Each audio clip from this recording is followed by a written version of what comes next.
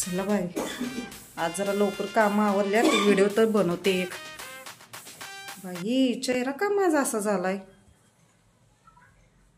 बावड्या, माझा चेहरा का असा झालाय रे? सकाळी पप्पांनी तुझी भांडणं झाली नव्हती म्हणून तो चेहरा असा पडला. बरोबर, ह्या माणसामुळं माझा अजून काय काय बिघडणार आहे कोणच ठाऊक. आला सा काय झालं? तुमच्यामुळे बघा सकाळी भांडणं करून गेलाय, चेहरा कसा झालाय माझा. तुझ्या चेहऱ्याला काय संबंध आहे? मग? सांगत तर भांडणं करत होतो, तुझ्या चेहरा सगळं भांडणं केले.